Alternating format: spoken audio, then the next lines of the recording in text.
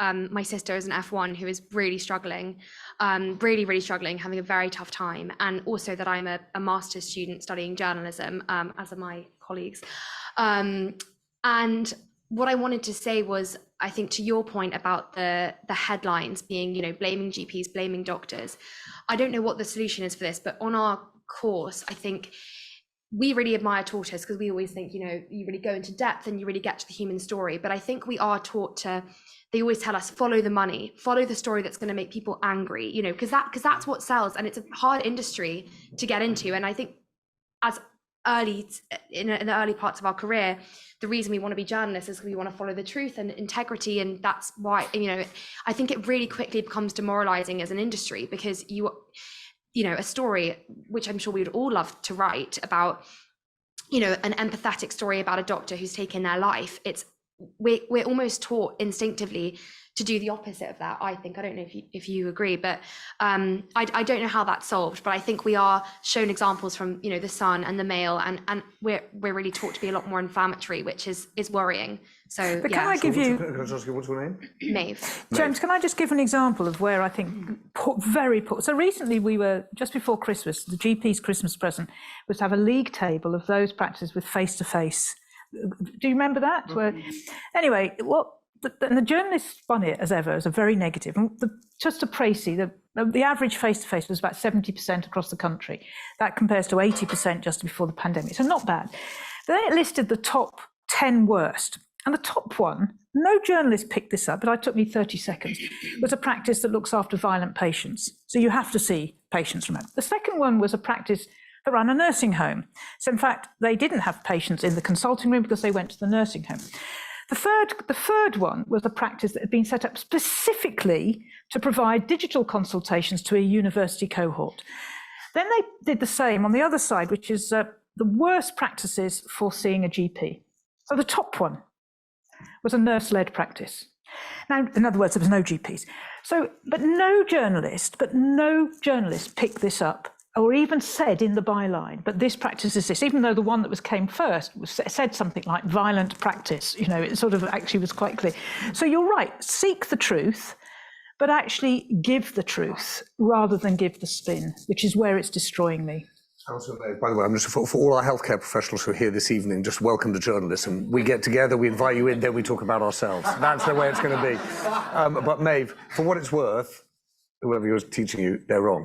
Right, that's not, what sells, what makes you angry, doesn't sell, that's not going to work, and that's not the best journalism anyway. Yes.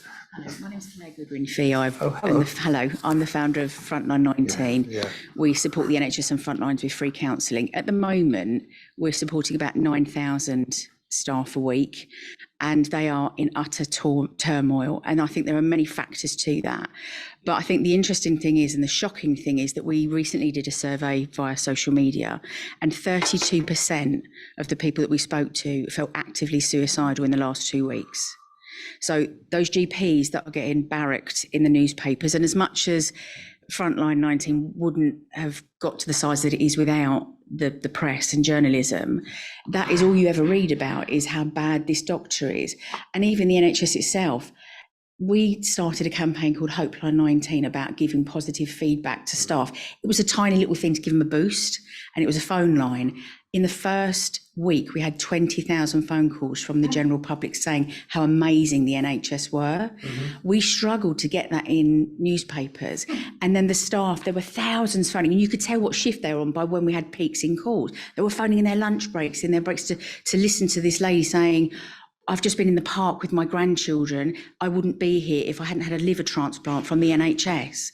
There's really powerful stories here, but the stories need to be told, and it's about the people. Can I just one thing, Claire? Sure. To Claire here too, is the distinction between stress and distress on the one side and suicide and suicidal ideation on the other, because my concern here is that we might end up telling a story about suicide but missing this massive picture of stress and distress, and something that is, chronic in the system like that is a hard story to tell. So how do you calibrate whether it's getting worse, whether it's better, what the state of things is. To the staff, because, and that's the other thing, is that there is a very toxic environment, as we've mentioned, as Claire and Adam have mentioned. There's a toxic environment about people opening up. Staff are not allowed to talk to journalists. If they do, the first thing we always get when people come through is, are you going to tell anyone that we're in contact with you? And we're like, no. And if they talk to journalists, they want to be anonymous because they get in a lot of trouble and they can get the sack. And the thing is, when you've got this level of gagging, you can't speak, they do then fixate on these stories. That there are so many amazing people that work in the NHS. And I started my charity up because of the care that my dad had by the NHS. And I was telling Adam, I was reading his book when my dad was in intensive care. But it's about, there are people that are having to be in A&E and their colleagues are brought in that have tried to hang themselves. And they're having to work on their colleagues that are taking their own life. The trauma is across the board. Thanks for watching that clip. If you'd like to see the full interview, just click here. Don't forget to subscribe, and if you'd like to join us live in the newsroom, head to tortoisemedia.com/book.